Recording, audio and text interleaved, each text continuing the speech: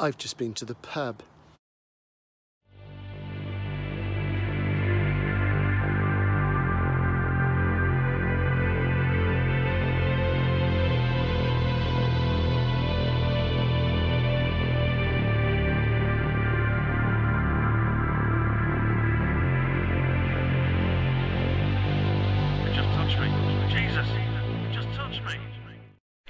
I did mention a while ago that I managed to get a first edition of The Anomaly by Hervé Letellier, which has been one of my SF novels of the year. Came out in 2020 in France, earlier this year in the UK, sold very quickly, and I managed to get a first when I was guesting at a bookshop in Wells. They had one copy left, so I snapped that up, which was nice. So I passed on the paperback to a friend. So that's The Anomaly. So my sort of top three this year so far in terms of new books published this year have been in no particular order. Christopher Priest, Expect Me Tomorrow. If you haven't watched the review on the channel, please do. I've mentioned this, and also This by Adam Roberts, which is due out in paperback. When is that coming out? November, I think, October, November. That's This. So just there. So those are my top three so far this year.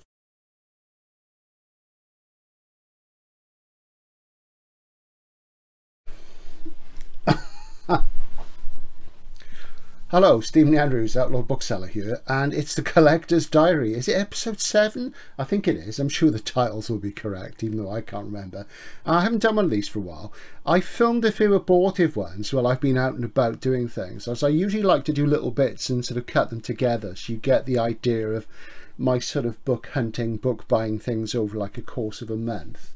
But of course we had the book hunt week recently, which was fun and yielded varying results, as you will have seen. And basically I thought, you know, I'd just do a roundup. And of course, in filming bits and pieces, which I didn't like, and it didn't really come together, though I will try and cut some of them into this. Maybe there'll be a blooper at the end. I don't know. As you see, everything here is casual and off the cuff, which really, as I've said before, was inspired by Scott Bradfield, wonderful American writer and critic. And you know, I'm not an airbrush millennial. I've nothing against airbrush millennials.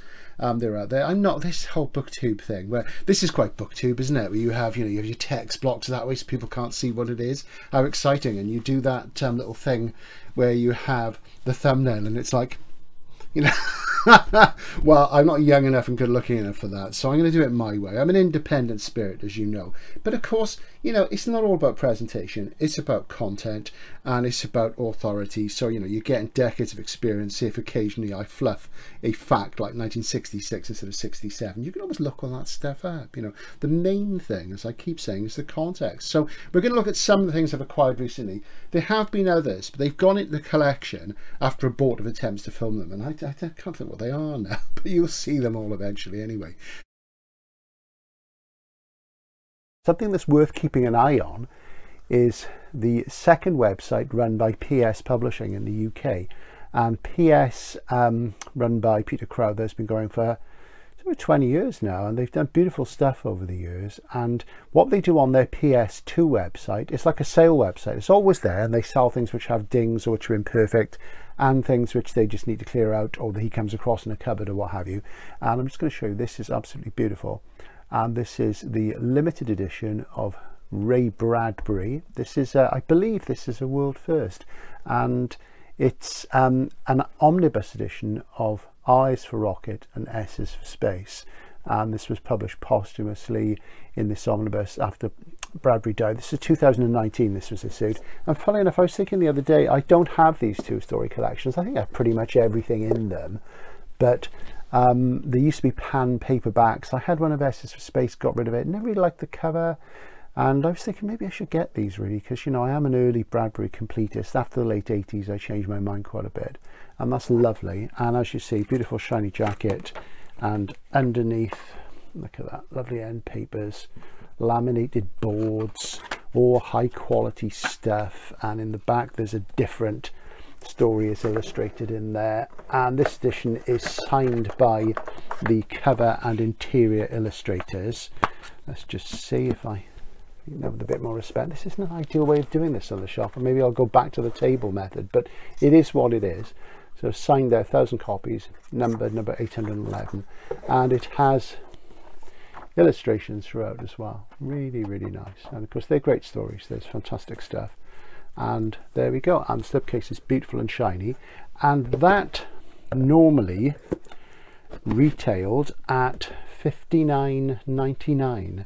And I think I paid $25 for that, which is fantastic. And it's absolutely mint. It's not dinged or anything. So beautiful stuff. I do have some other PS Bradbury Limiteds which are actually signed by him, but I'll show you those again. So anyway, pride of place on the podium. What have we got? Do you just love this primitivist way of doing things? We have, I'm going to turn this around because it's just so stupid, isn't it? You'll get to hear me talk about them even if you're reading the spines now. So what do we have? Look at this. Code 3, Rick Raphael, a Heinlein-esque writer, and this is a of course this is absolutely beautiful Granada edition.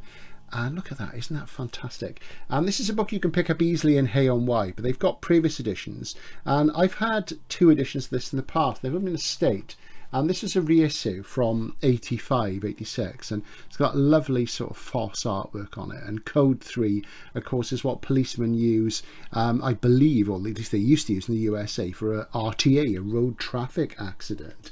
And it says on here, before Mad Max there was Code 3, and that's kind of true really. It's the highways of the future, and it's quite a conventional narrative, and there's you know, it's about these cops. There's usually a team of 3, and they've got this big roadster. It's more like a camper van than anything else, and they patrol the roads of future America, and you know, deal with sort of recidivists and those sort of things.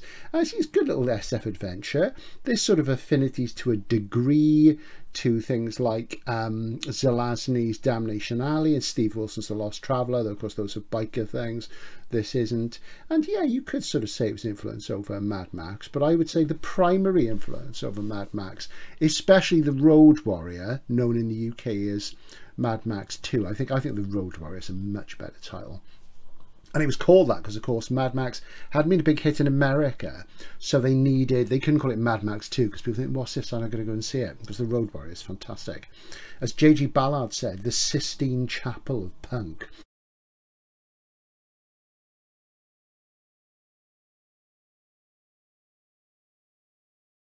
This is worth a look, and I think Raphael, I don't know a huge amount about it, a fairly minor figure, but this is worth picking up. And, you know, with Foss and Grafton, I mean, what can you say? It has all the mythic resonance of my book-selling youth, so it was great to get that in such good nick. And I got that from, where did I get it from? Zardoz, they used to call themselves. All You Need Is Books. Fantastic. They're not too far away from me, actually. They're in Dilton Marsh in Wiltshire. And I'm going to get in touch with them one day and ask them if I can go out there and film. So a lot of dealers don't like to do that sort of thing. Like to keep their secrets, which is okay. But I will ask them at some point because I quite fancy taking a train trip out there and a toddle around and seeing what they've got. So hopefully they'll let me do that. So fingers crossed. I'll email them soon. Maybe that'll be a thing for later in the year. We'll see. So that's that, Code 3.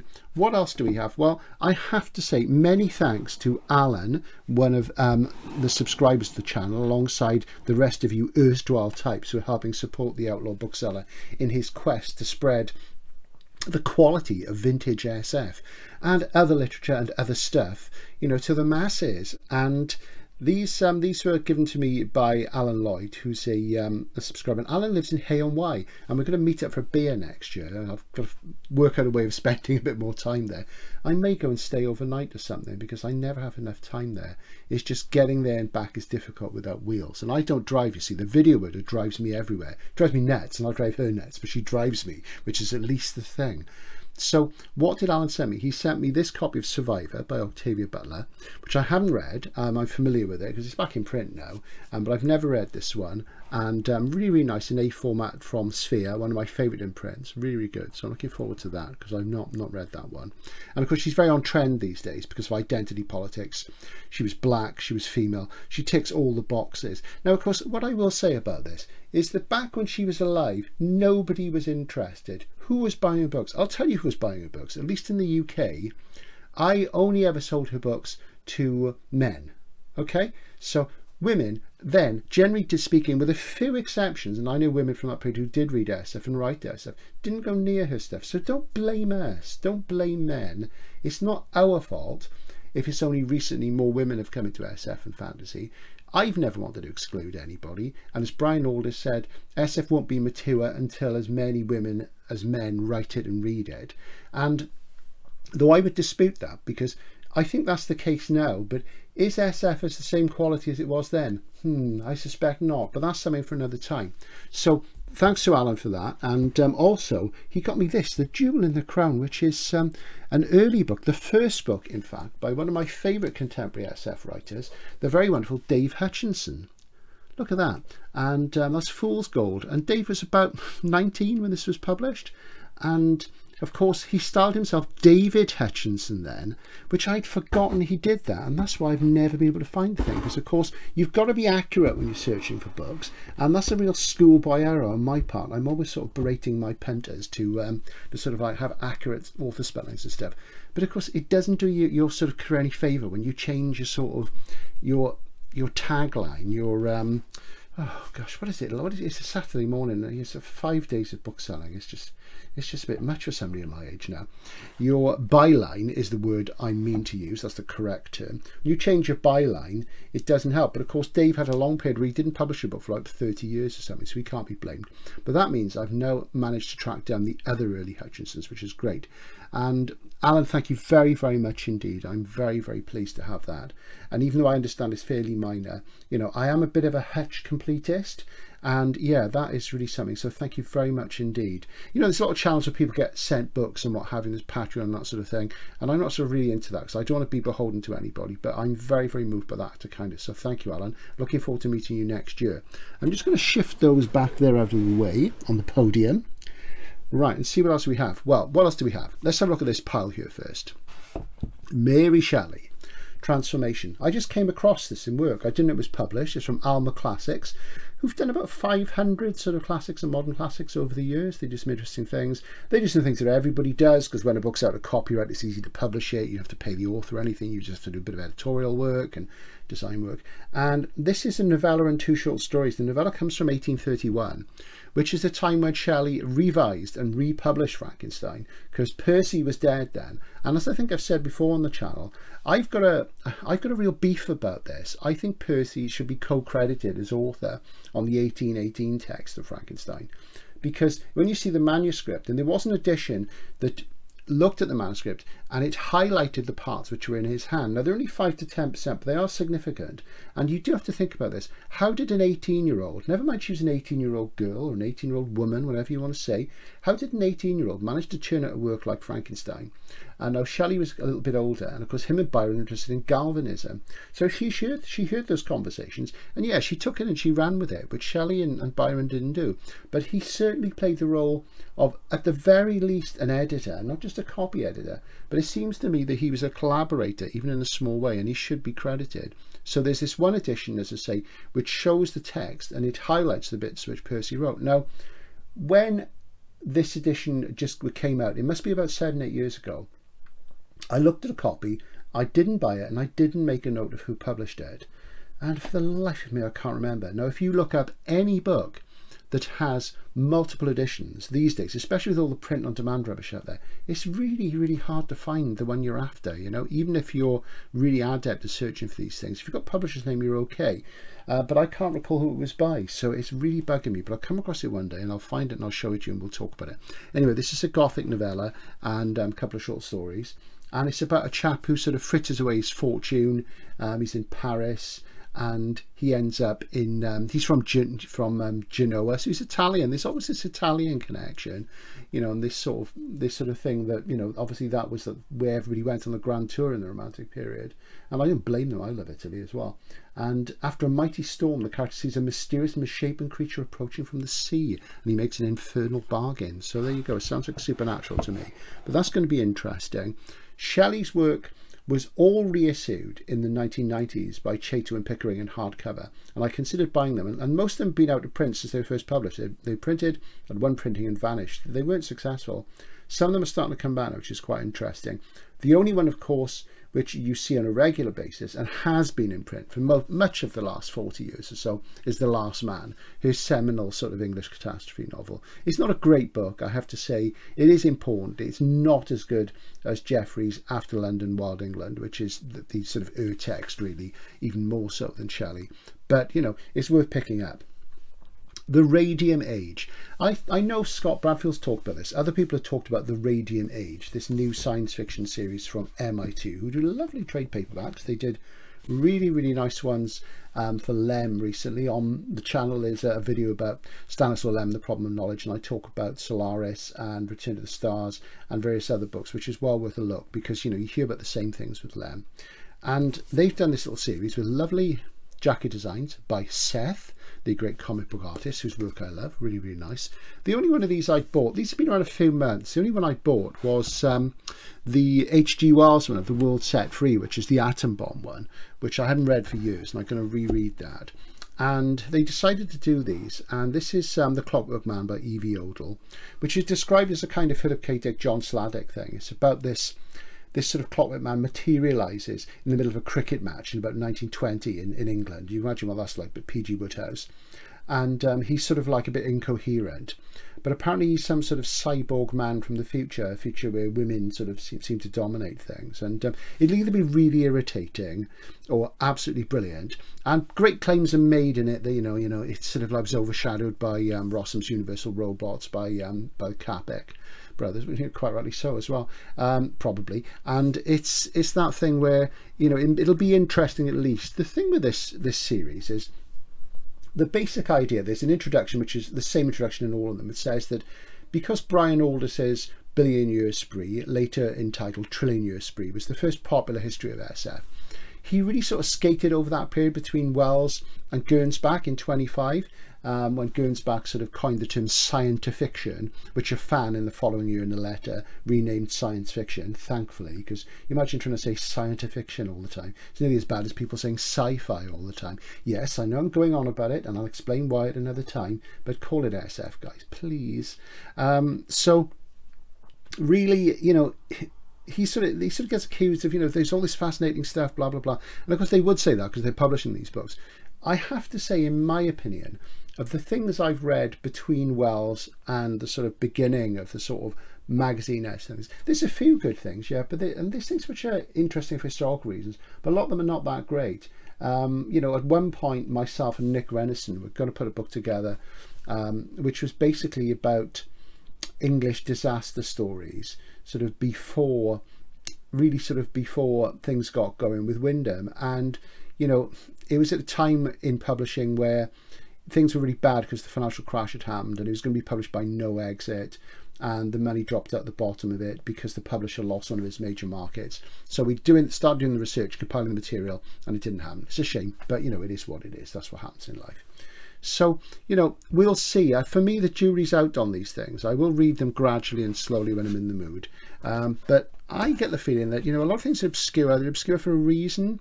So there are obscure things which are fantastic, and obscurity is relevant. Some of these are obscure even to me.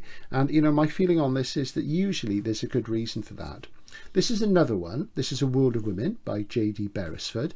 Now, I think J.D. Beresford wrote The Hampshire Wonder. Am I right? Am I wrong? I'm not sure. Which my friend Graham's wrote. I never have. It's in all the reference books. And again, sort of feminist sort of thing. And it's a bit like Why the Last Man. The central character, lots of men are white, there's not many men left in the world, and they sort of swan about. Scott Bradfield's talked about this in a very funny way, and I haven't looked at it too much yet. But again, a Seth cover. And the interesting thing about these books is they're trying to put a spin on them, especially relating to gender politics, and saying, oh, you know, there's these neglected books by women and about women and what have you. And, you know, it's okay. But as I've said before, a lot of these things are neglected because people didn't buy them. You know, if they're out there and people don't buy them and don't talk about them, and if there's like an identity politics angle, then, you know, it's all in retrospect, isn't it? It's all sort of looking at it from today's perspective rather than then. So you can't always blame the obvious patriarchy, which is what I'm saying. So we'll see, but very beautiful. I've got some more on order. I'm going to get the lot and see how they go. There's more coming next year. The prices are going up. But the thing is with the Radium Age is it's not actually new, because here's one from a good while ago. The series first appeared from this publisher. Let's have a look. What are they called? Hello Books, about 10 years ago. So it looks like MIT have just licensed them. This is The Nightland by Hodgson. This is a abridged This is a abridged edition. Most editions are abridged. There was a 2-volume one. Matt Defoe on Science Fiction Reads, he showed 1 volume of this sort of, is it Door or Ace? So it's one of the sort of big American paperback houses did a 2-volume edition back in the 70s. And most people seem to agree that, you know, it needed abridging and editing because there's lots of awful sentimental love scenes and things in it. So this is an abridged one as well. And I've never got around to reading this, actually. I've read short stories, and I've read the big one, of course, The House on the Borderland. And The House on the Borderland really, really needs a good mass market edition at the moment. Penguin did one a few years ago, which I didn't pick up. My old one's a Hodder one. And it really does need a proper mass market paperback in A or B format, because there's lots of awful print-on-demand editions out there. And it's one of the great sort of psychedelic SF horror novels, The House on the Borderlands. You see it in any condition, snap it up and give it a go. It's great. And Hodgson, of course, was killed in World War One. He was very young, very, very sad. You know, and those writers lost because of that dreadful Holocaust. It really is something. So there we go. So the Radium Age is new. It's just a repackaging thing. Something that's very on trend in book collecting these days. And are they collectible? Yeah, people are collecting them. They're getting a set of them. Is it real collecting? It's only real collecting if they're going for first printings. Are what you call the Penguin Clothbounds. Now, I these days am much fonder of the Puffin Clothbounds, which are aimed at the children's market. Oh, dash it all, something banged. And this is Dracula, as you can see. Very beautiful, and this is going up in price soon from $12.99 to $14.99. So if you want one, it's in about its 4th or 5th printing now. Came out, I think, 3 or 4 years ago, and I've had as many as 6 copies of Dracula over the years, and I've got rid of some, and I'm down to now, I think, a leather-bound, an Oxford Critical Edition paperback, a annotated hardcover, which I've had for, you know, about 30 odd years or more. And this one, and it's unabridged, and it's really beautiful, and I think these are nicer than the Penguin Clothbound. So I'll just show you a Penguin Clothbound so you know what I mean. You have seen them before here, and this is the one for Gulliver's Travels. These have been around for several years now. They're designed by a woman called Coralie Bickford. Was it Bickford Smith, I think?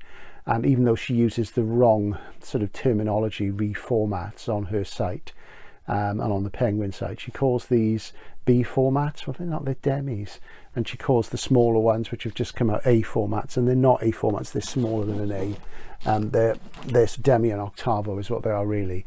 But these I think are nicer. So there's that one there. I'm not a completist of these things. I don't sort of aim to sort of buy everything. I just buy the ones I fancy with anything like this. You know, that way lies madness, or that way lies Jules Bird. Hey Jules. This has just come out. This came out on, let's see, where are we now? It's the Sunday.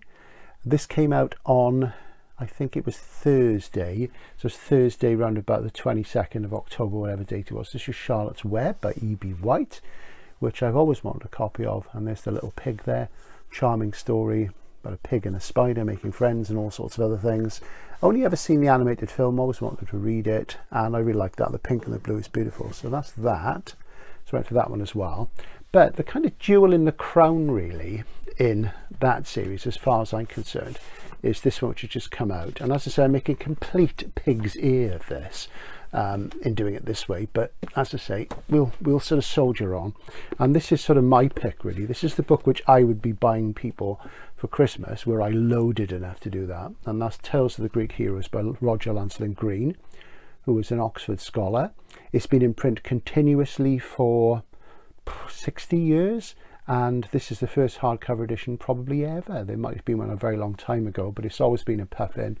And as you see, there's the Gorgon Medusa on the cover, and it's gold and purple. Very, very beautiful. There's the little puffin down there, and I've read a bit of this, and it's absolutely fantastic. You know, I've kind of had enough of all these revisionist retellings of things which, you know, supposedly are feminist and what have you.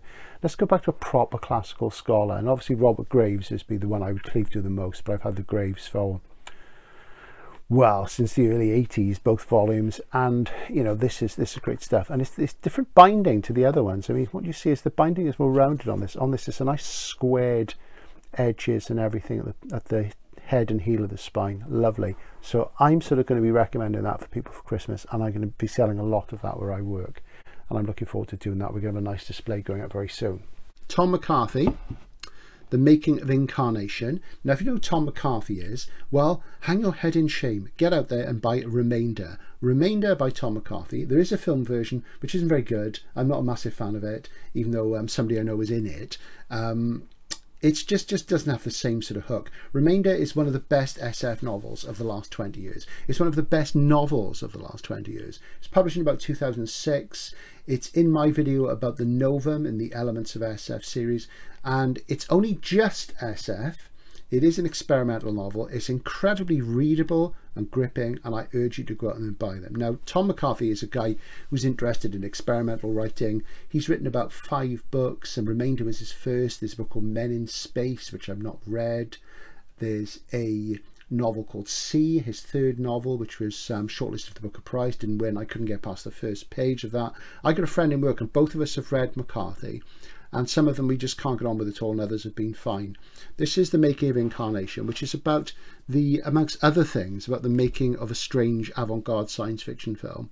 And it's going to be quite odd, I think. And I didn't get it in hardcover because I didn't think the jacket was that exciting.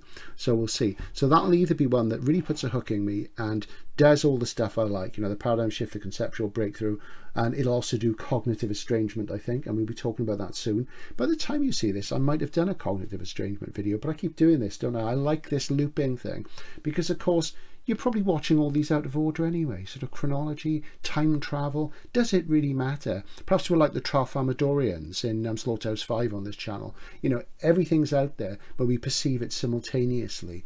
Maybe that's the way to discover SF. So that's going to be really interesting. Looking forward to that. So that may become one of my books of the year. It may not. We shall see. Here we have The Road by Comet Mccarthy. This is a exclusive edition, exclusive to Waterstones. You can get it there. And very, very nice. It's got a sprayed text block. And you notice that yellow line? It runs down the middle of the road and it goes over the top of the book there, over the back and underneath. Fantastic. Isn't that great? Now, I was given this by a friend, and it's probably one of my favourite science fiction novels of the century. It came out 14, 15, 16 years ago. I read it in one sitting. I've got a hardcover first, but this is so nice. And I say this was a little freebie, so you can't go wrong there. So you can get that from the Stones at the moment, $10.99. And of course, there's new Comet Mccarthy. There's 2 linked novels coming from him. Now, if you've never read this, now McCarthy is generally regarded as one of the finest living American writers, possibly the finest living American writer. And I can honestly say this is the best post-apocalyptic, as in post-nuclear. And some people will say, how do you know it's nuclear? Well, it is. I'll talk about that another time when I do my post-apocalyptic video, which I've shot once, but I wasn't happy with. We're going to revisit that as well. As you see, I'm talking a lot about stuff I'm going to do. So it will all happen, but it's not happening today because the Outlaw Bookstore is tired and we've got all this other stuff to get through instead. So yes, if you haven't read that, do it because it's absolutely fantastic. The film's not bad, but you shouldn't really watch the film without sort of having read the book. And I mean, the film's okay, but you know, don't stress about it. Just read it. It's really, really something. It's fantastic stuff. Super realistic. I loved it. One of my favourites this century, as I say. What else have we got? Well, we've got something here which doesn't look like an SF novel. This is Bewilderment by Richard Powers, which was shortlisted for the Booker Prize last year. And this is the paperback edition, which is coming out, I think, let's see, because I got this as a freebie from work. And that comes out, I think, in October. And basically, it didn't win. It was never going to win. Powers has written about 13 books. He's American. He's very highly rated. He wrote an SF novel called Galatea version 2, which was probably about early part of the century, I think, maybe the 90s. And he's very, very good indeed. And I'd say it doesn't look like an SF novel. It's not packaged as one, but I think it is one. I haven't actually read it yet. I nearly bought it in hardcover, but I didn't. And it's got written over that it's an Oprah Book Club selection, which is enough for anybody who thinks of, isn't it, really? But, you know, it's oh God. So it's one of those things where, you know, there's a huge emphasis in the blurb on the emotive side of it, but I think there's an SF element. It's about a scientist who is devising, he's working like a SETI scheme, and he's found a new sort of way to search for life elsewhere on other planets, and it's about his relationship with his son. But I suspect it's about more than that, so I will let you know, so I might read that soon. So that's there as well. So things I've been buying which I've forgotten. Moorcock, schmoorcock. I was in that phase at one point and I got rid of a lot of my minor mics, which was a mistake. And you know, it's quite shocking really, because a lot of them, the ones sort of minor ones, were B formats from Harder in the 80s, and I didn't really like them, so I got rid of them. But I found I'm reacquiring the handful I don't have. I'm just going to put Larry Niven there, which will infuriate Mike, because you know he's never had a good word to say about it, and I'm sure Niven's never had a good word to say about Mike either. But there you go. That's the Rituals of Infinity. One of the early sort of Moorcocks. There is a relationship with some of the other books, and this is a really nice Arrow A format one, which is really, really nice, lovely. And it's about a character called Falstaff, and he's sort of big, rotund, beardy guy, a bit like Moorcock himself, I always thought. And I've not read it for years, but it's really nice to have that in A, so that's a good one. So maybe I'll try and track down the other bits and pieces I haven't got. This is Larry Niven's first novel, The World Patavs, and I'm not sure if I'm pronouncing that correctly, but that's what I'm going with. Now, I haven't read this for years, and I've got very, very vivid memories of reading it. Sitting in my back garden, it must be 25, 30 years ago. And I'd say it was his first novel, and I remember being sort of astonished at how badly written it was and how awful the writing was, and how the ideas were constrained by the sort of poor quality prose. I picked it up the other day and read a bit, and then I sort of had an alternative view, which was that because a lot of it is from the consciousness of an alien, it's almost as if the alien is communicating with us, and as if it's being translated from an alien language into English, so it's slightly stilted and what have you. It really is a limitation of Niven's prose style there, but it does create a certain level of strangeness, and I'm going to talk about that in an upcoming video, as I said, on cognitive estrangement. And you know, in a way there's an effectiveness there, but I'm still baffled to a degree why, you know, Niven became so popular, because the writing is generally just really not very good at all. But I guess it's the ideas. But I have great nostalgia for these lovely Futura A format paperbacks. So I used to sell them by the ton in the 80s, and they're quite hard to come by now. They're not online. There are lots of them online, but you don't see them much in second-hand bookshops. People snap them up and hang on to them. And of course, it was the big chunky bestsellers, the Infernos, Molten God's Eye, those sort of things, the collaborations with Jerry Pournelle and others, which really used to sell like mad. I used to stack those so high, it was fantastic. Sold tons of them. But you know, these sort of singletons and parts of the Convergence series and Tales of Known Space, what have you, you know, they used to tick along nicely as well. And they've all got really cracking sort of cover art, so nice to get that back again. So I'm going to pick up a few more just for nostalgia's sake, and to read some ones I haven't read, to reappraise Mr. Niven, who obviously has had an amazing career. But, you know, he's sort of like the enemy as far as the new wave guys like Mike are concerned. So he was my enemy then as well, you know. So I did hear him speak at a Worldcon once, a few times. Didn't particularly sort of blow me away, I have to say. But, you know, he has an incredible career, and he was hugely popular. It would be good to see them send them back in print, because I think a lot of the younger hard SF guys would really like a lot of this stuff, you know. So there you go. What else do we have? Well, we're moving on now to hardcovers. So let's see. I'm just going to put the road back there, because I'm trying to sort of brainwash you into buying it, because it's so good. So hardcovers. What have we got? Well, I've actually got a trade paperback here before we do hardcovers. And this, I was really, really, really, really excited and dismayed by this, because by the time I found out about it, it had gone out of print, and it's probably been reprinted now, or being reprinted, and it's from Rebellion Solaris. And this is the Astounding Jason Hyde by Barrington J. Bailey. Now, if you don't know what Barrington J. Bailey is, hang thy head in shame. I'm sure I've said that once already in this video. But Barrington J. Bailey, who's sadly no longer with us, was really the sort of crossover point between traditional British sort of SF, space opera, what have you, and the new wave thing. And he was friendly with Moorcock. They wrote a story together as Michael Barrington. He used to contribute to New Worlds. But he sort of stuck to sort of pulp formats, and he did a lot of books for Door, and he had a lot of books published in the UK. He had a terrible experience with Ellison and Busby, allegedly. There was a court case about royalties being withheld, and he had to sort of quit writing because he had no money, and he'd become a coal miner, and he died quite young, which was a shame really. And he's really, really good. So if you like people like Alistair Reynolds, then you really, really, really need to look back at Bailey, because he's better and more interesting and a better writer, and also he has that sort of gothic thing. I mean, I remember there's a moment in, I think it's The Fall of Chronopolis, where there's these characters standing around, and they're kind of wearing stovepipe hats, and it feels a bit steampunk. And this is like the sort of early to mid 70s, and it's so weird, and it just really leapt out and struck me how strange it was. And yet he was writing this escapist stuff supposedly, but there's a real vein of strangeness. And his short stories, The Night of the Limits is the key collection, are really quite something. So this is the Astounding Jason Hyde, and I came across this because Stevie Book, who watches the channel and who is a subscriber online, he sort of posted it on his social media, and I hadn't seen it, and I was like, my God, how did I miss this? And I'd never come across it, is the truth be told. And this was short stories written for a comic called Valiant, and it does have some illustrations inside by this chap called Eric Bradbury, which made me think of Edward P. Bradbury, which is a pseudonym that Michael Moorcock used for the Michael Caine Warriors of Mars series, which are very sort of very much Edgar Rice Burroughs, but there's obviously the hint of Bradbury there as well. And he's sort of like a cross between Jerry Cornelius and Adam Adamant, which is right up my street, really. So I think this will be relatively minor, but I managed to get one online. I think it'll get reissued. So this is a first, so I'm very pleased with that. So I'm going to pop that on the podium so you can feast your eyes on it. Now, I'm very aware that Moorcock could fall off the other end, so bear with me. Look how professional this all is. Isn't it fantastic?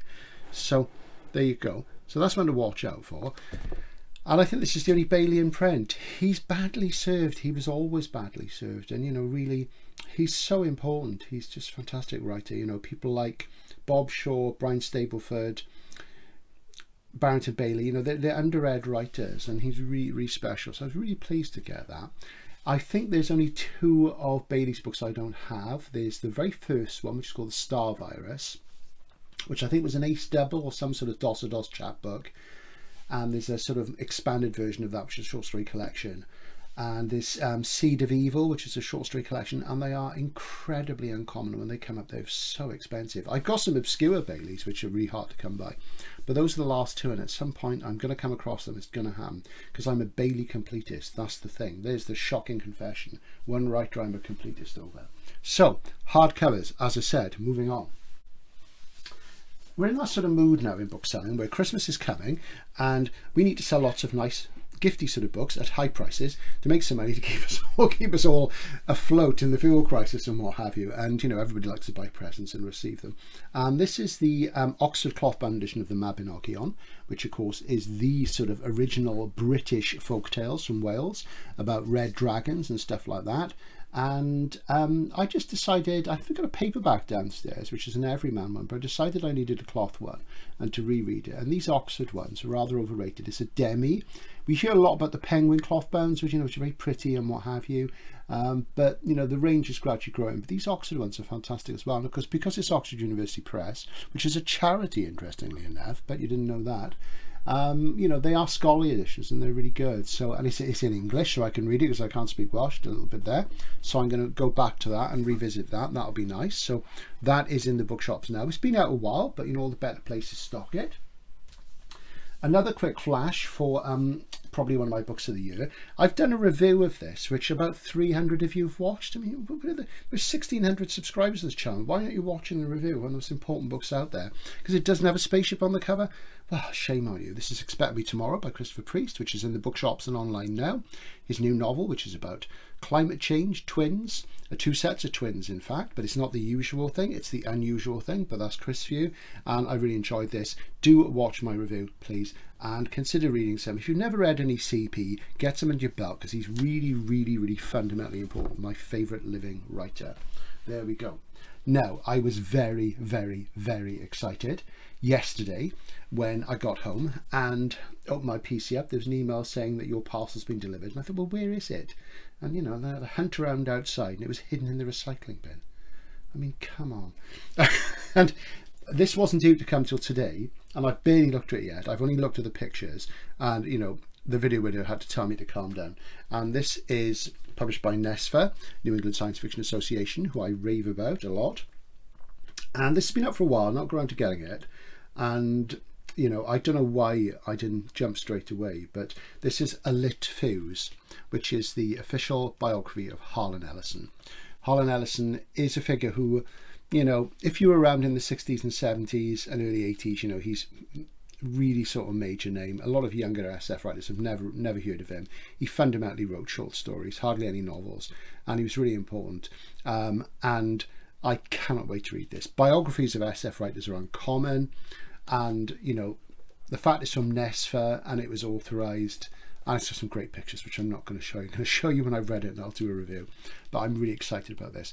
Ellison wrote, in my opinion, best pure SF stories I've ever read.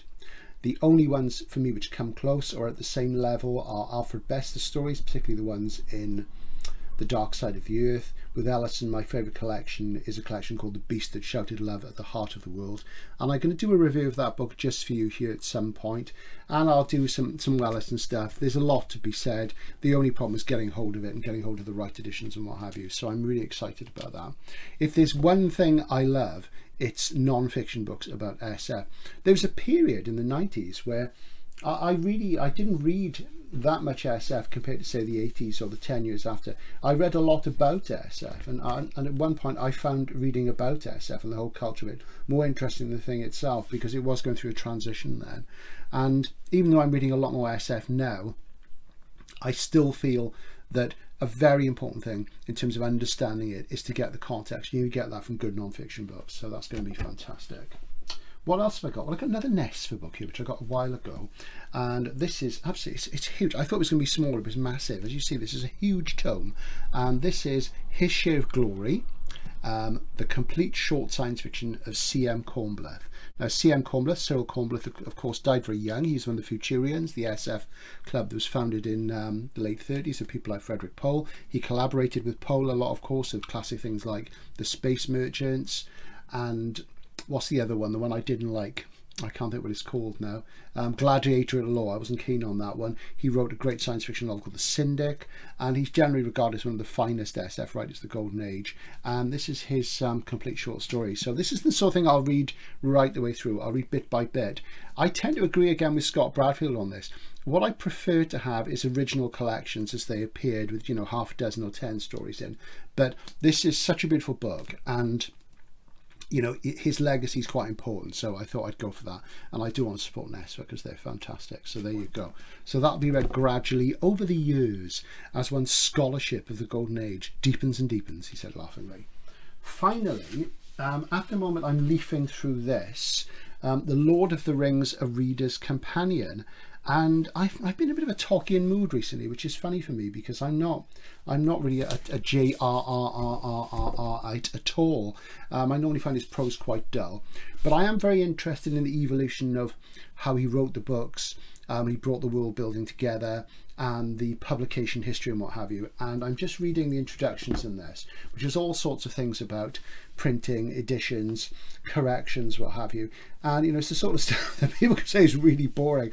I actually find it more interesting than Tolkien's own work itself. So it's the sort of phenomena, you know, and contextually it's important because it's been massively influential, obviously. And I think quite damaging as well. There's a great bit in this where they talk about the reviews, the early reviews and what have you, and how somebody pointed out, I think it was, I should have found the exact quote, but they said, you know, this will work for 10-year-olds who don't like space fiction. So you see the schism, at least in Britain, between fantasy and SF starting even then, you know. And as I've said before, the US pop tradition of Robert E. Howard, Poul Anderson, Jack Vance, Richard Lever, which I think is more significant and more authentic in lots of ways, you know, it's at a distance, you know, it's never referred to in these things. And, you know, that sort of tells you a lot about the Tolkien readership. They often have no idea about real sword and sorcery. So there you go. So I'm finding this fascinating. And when I was in work yesterday, there's a new illustrated edition, illustrated by Ted Naismith, of The Complete Guide to Middle-earth, which is like a dictionary.